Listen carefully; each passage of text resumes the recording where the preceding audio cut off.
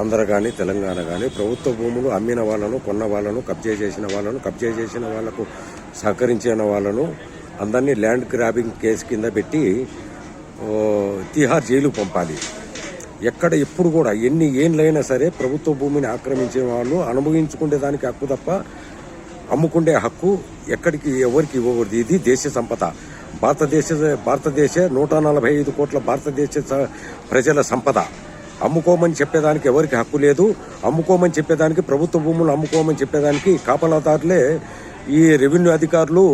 వీళ్ళు పాస్ పుస్తకాలు ఇచ్చి, పట్టాలు ఇచ్చి, ఆన్లైన్ ఇచ్చి వీళ్ళు అమ్ముకోమని చెప్పేదానికి వీళ్ళెవరు? దేశ సంపద ఇది.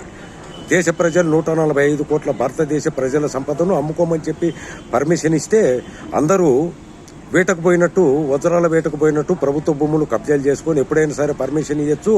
ఇప్పటికే దేశ సంపద అంతా దోచుకుంటున్నారు, దేశ సంపద అంతా అమ్ముకున్నారు. పార్కులు, రోడ్లు, కుంటలు, చెరువులు, కొండలు, గుట్టలు, దేవుని భూములు, గుడి భూములు, రోడ్లు, శ్మశానాలు, పార్కులు, ఎక్కడ కూడా సెంటు భూమి కూడా లేకుండా ఇప్పటికే అమ్ముకున్నారు, ఇంకా అమ్ముకుంటారు. కాబట్టి ఏ ప్రభుత్వమైన